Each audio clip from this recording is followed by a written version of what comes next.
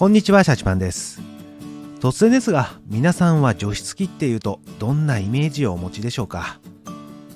梅雨時ぐらいしか使えないんじゃないのって思われている方が多いかもしれませんが、実はいろいろと便利な使い方があるんです。今回は意外と満足度が高く、密かに人気を集めている除湿機について解説していこうと思います。それではどうぞ。具体的な話をする前に、除湿機の使い方について簡単に触れておきます。除湿機の用途は大きく分けて2つあります。それは部屋の除湿と衣類の乾燥です。ジメジメして不快な梅雨の時期は、以前こちらの動画でも触れましたが、冷房で室温を下げるよりも湿度を下げる除湿の方が効果が高いです。また、梅雨時だけではない冬の窓の結露も、暖房を切った後は室温が落ちて発生しやすいので、寝る前に除湿機を起動させておけば、結露による黒カビを抑制することができます。雪の降る地方であれば、冬場も湿度が高いので、さらに活躍するでしょう。衣類の乾燥は、最近の除湿機にはだいたい衣類乾燥モードが搭載されていて、乾いた風を当てることで衣類を乾燥させます。ジメジメした梅雨時はもちろんですが、最近は防犯的な観点や花粉対策で部屋干しする機会も多く、導入される方も多くなってきています。乾燥機で乾燥させても良いですが、シワや衣類傷みが気になるおしゃれ着はやはり干したい方もいらっしゃいますし、部屋干ししても長いこと乾かないと雑菌が繁殖し、生乾き臭がついたりします。そのため、人によってはもっと早く買えばよかったと感じるほどニーズの高い家電となっているようです。衣類乾燥のコツは、洗濯物の水分は重力で下へ溜まっていくので、洗濯物の下から、あるいは下部に乾燥風を当てるようにすることと、除湿する空間を小さくすることです。部屋は狭い方が効果は高く、ドアはしっかり閉め、他のエリアから湿気が入ってこないようにすると良いでしょう。洗濯物の干し方は、間隔を拳1個分空けて、量が多い時はアーチ状に干すことで空気の通りが良くなります。バスタオルと一緒に乾かしたい時は、このようにバスタオルは下にし、両端をずらして干すと良いでしょう。また、サーキュレーター、扇風機を併用し風を当てることでも、乾燥効果をより高められます。このように除湿機は梅雨時だけではなく、年中活躍できる家電として注目されています。今回は各社の除湿機について比較していきます。それでは早速、大手5社、パナソニック、コロナ、シャープ、三菱電機、アイリスオーヤマの比較をしていきましょう。まずは除湿方式です。見慣れない単語が並んでいますが、除湿機を選ぶにあたり、方式が最も重要だと言っても過言ではありません。多くの方が失敗するポイントですので、ここは押さえておきましょう。除湿方法は3つあります。まず1つ目はコンプレッサー式です。コロナ、シャープ、三菱電機、アイリスオーヤマと多くのメーカーが採用しています。これはエアコンの除湿と同じ方式で、部屋の空気を冷やして結露させ除湿します。まず、湿った室内の空気を冷却器で冷やし結露させます。ここで結露させた水滴はタンクへ流れ落ち溜まっていきます。これは冷たいコップを置いておくと、夏場はみるみる結露して水滴がつくのと同じ原理です。湿気を奪われた空気は放熱器で温められ、温風となり放出され、また湿気を含んだ空気となって帰ってきます。この一連のサイクルを回し除湿していきます。特徴としては、消費電力が小さく、電気代が安いことです。それから温度差を利用して結露させるので、夏場のように気温が高いと除湿能力も高くなります。一方、デメリットは冬場では著しく性能が落ちることです。これは低温環境のため温度差が生じないからです。冬場は冷たいコップが夏に比べあまり結露しないのと同じ原理です。それからエアコンの室外機が室内にあるような環境なので動作音がやや大きめです。年中使えるという宣伝をしているメーカーも中にはありますが、この方式では難しく、冬場は部屋を暖房で温める必要があるでしょう。続いてデシカント方式です。パナソニック、シャープ、アイリスオーヤマがこの方式をとっています。乾燥剤で湿気を除去する仕組みです。湿った室内の空気は乾燥剤である除湿ローターで湿気を奪わせます。この乾燥剤はお菓子や海苔などのパッケージに入っているシリカゲルのように周囲の水分を吸着させる性質があります。次に除湿ローターが回転し、湿気を吸着した部分がヒーターで温められ、湿気が熱交換器に向けて放出されます。こうすることで湿気が熱交換器に冷やされ、結露した水分がタンクにたまります。一方、除湿ローターで湿気を奪い、ヒーターで温められた空気は温風として出ていきます。特徴としては、コンプレッサー式と違い、ヒーターを備えるため、室温が下がる冬でも除湿できることです。また、コンプレッサーがない分、軽量で小型なものが多いです。デメリットは、ヒーターを用いるため、電気代がかかることです。それから年中使うことができますが、コンプレッサー式よりも室温を上昇させます。夏場は室温が上がっても除湿されるので、思っていたより不快には感じないという意見もありますが、気になれば冷房と併用となるでしょうか。3つ目はハイブリッド式です。長らくパナソニックだけが対応していましたが、2021年からシャープも参入しました。除湿の仕組みは季節や気温に応じてコンプレッサー式、デシカント式をうまく使い分けるというものです。特徴としては、まず年中使えることです。冬には使いづらいコンプレッサー式の弱点をデシカント方式を取り入れることで克服しています。また、電気代も両者の中間くらいの水準で抑えられます。デメリットとしては、本体価格が高めなこと、そして両機能を備えるため大きめなことです。それぞれの特徴を比較してまとめると、このようなイメージでしょうか。どれが特段優れているといったことはありませんが、ご自分のニーズに合ったものを選ばれると良いでしょう。なお、今回ご紹介するメーカーでは、パナソニックやシャープのデシカント式はハイブリッド式に移行しつつあるのか、現状小型モデルしかありませんので、こちらのみ候補から外し比較していきます。次に除湿量です。下位モデルから上位モデルまでの定格運転時の除湿能力を記載しています。単位はこのように1日で何リットル除湿できるかという単位になります。シャープとアイリスオーヤマは除湿方式が2つありますので、それぞれ記載しています。数字ばかりで少し見づらいかもしれませんが、ご理解いただけると嬉しいです。さて、こうして見るとモデル間でかなりの差があるのがわかります。衣類乾燥目安としては、6から7リットルが 2.5 人家族、10リットルが4人家族、17リットルクラスとなるとまとめ洗いなどをする方向けで、このクラスとなると木造でも20畳クラスのリビングに使えそうです。だいたい各社6リットルから18リットルまでのラインナップを揃えていますが、三菱電機が最も除湿量が優れています。一方、アイリスオーヤマとシャープのハイブリッドモデルの最大除湿量は少し見劣りします。アイリスオーヤマのデシカントモデルの除湿量も低い値に見えますが、実はデシカントモデルの中では高い水準です。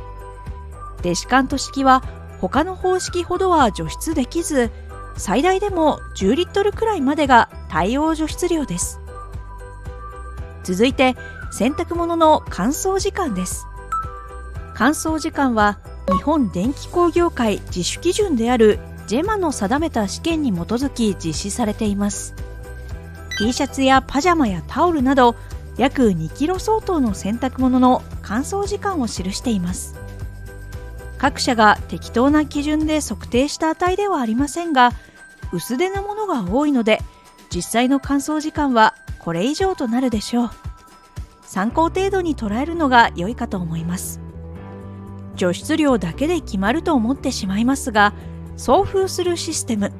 いわゆるどれだけ効率的に風を送れるかもポイントです。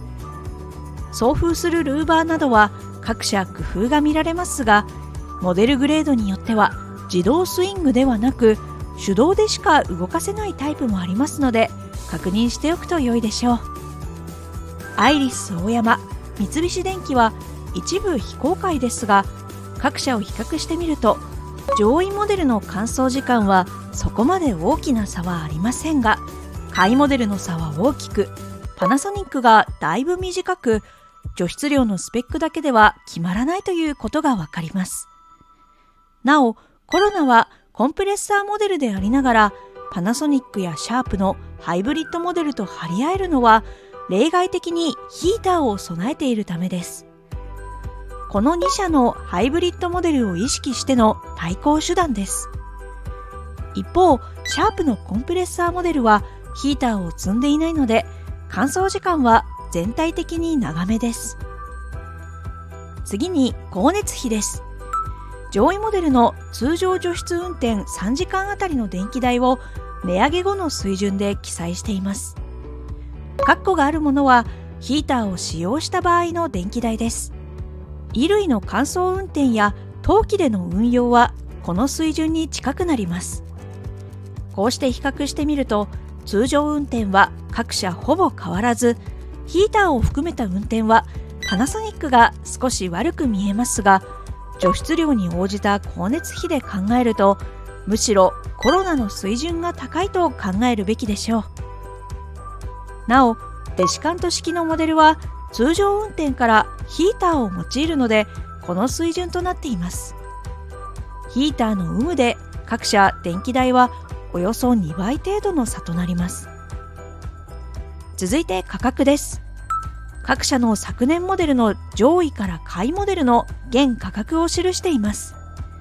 ただし、三菱電機の 24.5 リットルのモデルは去年なぜか発売されていなかったので、18リットルのモデルの価格となります。お店や販売時期、モデルによって変わりますが、アイリスオーヤマが頭一つ抜き出て安く、コロナ、シャープ、三菱電機はほぼ同じ。パナソニックをはじめハイブリッドモデルは高い傾向です。なお、パナソニックは2003年から2021年に製造した除湿機が除湿ローター付近から発火の可能性ありとのことでリコール対象となっています。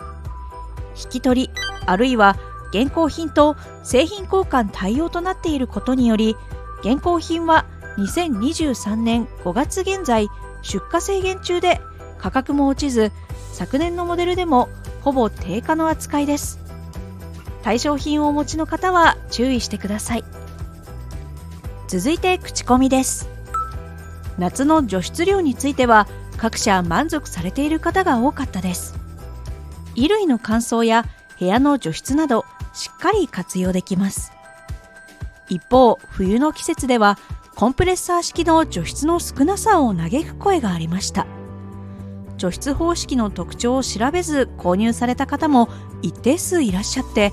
こんなはずではとなってしまったようでした。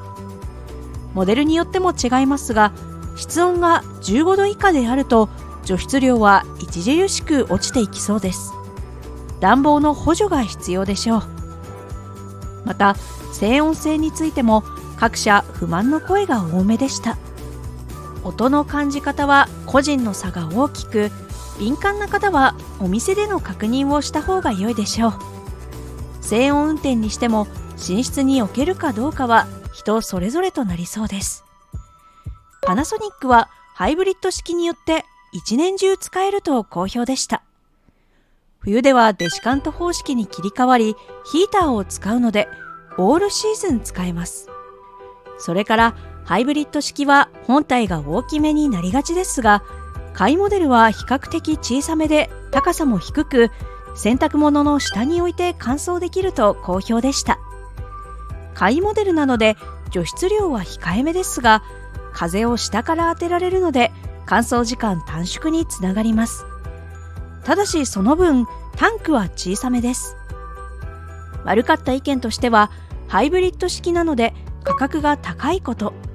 それから室温などの部屋の状況によってコンプレッサー式、デシカント式を自動切り替えして運転していますが、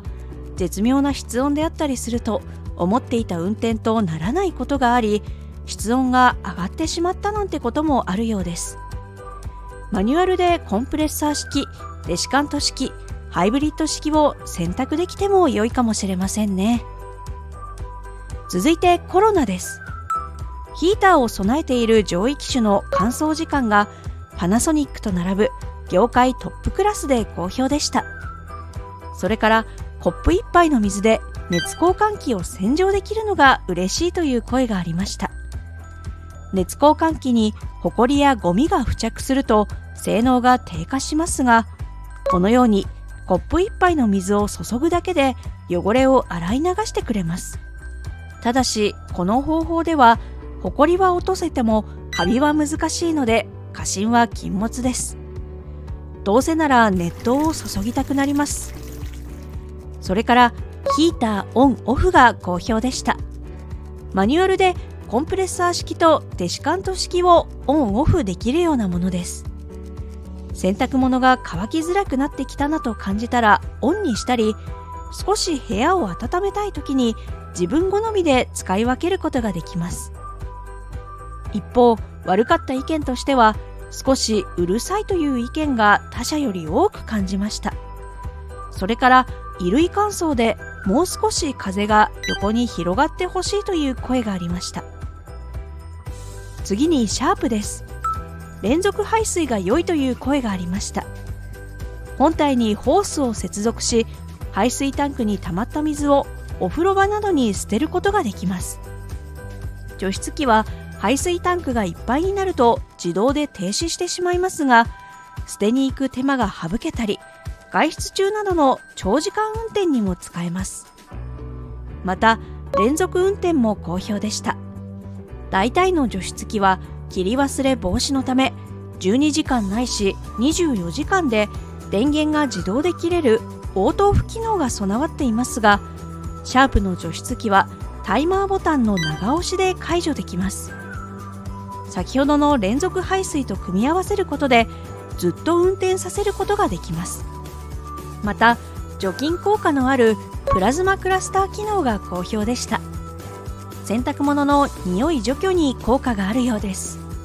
生乾き臭嫌ですよね。どうでもいい話ですが、シャチパンは昔生乾き臭のしたシャツを着て塾へ行ったものの気分が悪くなってテスト中に早退したことがあります。こうならないためにもきちんと除菌はしておきたいですね。悪かった意見としては、コンプレッサーモデルの乾燥時間がパナソニックやコロナと比較して長いこと、コロナと同じく少しうるさいという声がありました。乾燥時間に関してはヒーターを用いない分長くなりますが、電気代とのトレードオフです。それから下位モデルのルーバーが手動で自動でスイングしてほしいという意見がありました。ルーバーはシャープだけに限らず、モデルによって上下は自動でスイング、左右は手動で調整など各社様々なので、衣類乾燥を考えている方は忘れず確認しておきましょう。続いて三菱電機です。シャープと同じく連続排水、連続運転が好評でした。排水タンクとホースを接続することで電源が切れることなく除湿しながら排水することができます。また少量衣類を乾かしたいときに狙ったポイントに集中的に送風する光ガイド機能が好評でした。このように光ガイドで狙いを定めて送風し、乾燥時間を短縮することができます。悪かった意見としては、この光ガイドが上位モデルには搭載されていなくて残念という声がありました。上位モデルはどちらかというと部屋の除湿メインという位置づけなのかもしれませんが、除湿性能は上位モデルの方が高いので需要はある気がします。それから他社は排水タンクにハンドルがついていますが、三菱電機はついておらず運びづらそうです。排水タンクは頻繁に持ち運びすることになるかと思いますので、可能であれば取り出しや装着など実機で試しておいた方が良いでしょう。次にアイリスオーヤマです。なんといってもコスパを褒める声が多くありました。他社と比較してもかなり安い水準です。悪かった意見としては、三菱電機同様排水タンクにハンドルがないモデルが多く取り扱いづらいという声がありました。それから故障が多い、静音性を指摘する声が他社より多く感じました。サーキュレーターと一体化したモデルもあるのですが、音が気になるという意見も多かったです。それ以外には空気清浄モデルと一体化したモデルもあり、高性能なヘパフィルターを用いていますが、1年で交換が必要となったり、脱臭フィルターがなかったり、他社の空気清浄機モデルと比較すると見劣りします。おそらくヘパフィルターが詰まってくると、今度は送風する能力が落ちるので、1年という短いスパンでの交換としていると思いますが、そうなるとそもそも相性が良い組み合わせとは言えないような気がします。シャチパンのどうでもいい話が家電を解説する動画と相性が良くないのと同じです。そんなの台本にあったっけ？何言ってんの？まあでもさ、シャチパンと嫁パンの相性はさ、いい方だよね。は？最後に満足度です。これは現モデルから一つ前のモデルを対象とした5点満点の満足度平均点数です。満足度はパナソニックとコロナが高く、次いで三菱電機、シャープとなりました。中でもパナソニックは価格は高めですが、高い満足度が得られているようです。一方、アイリスオーヤマはコスパは良いものの、静音性や排水タンクの使いやすさが点数に影響してしまった印象でした。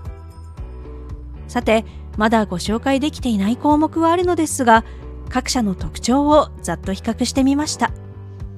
選び方としては、とにかく価格が最優先だという方はアイリスオーヤマ、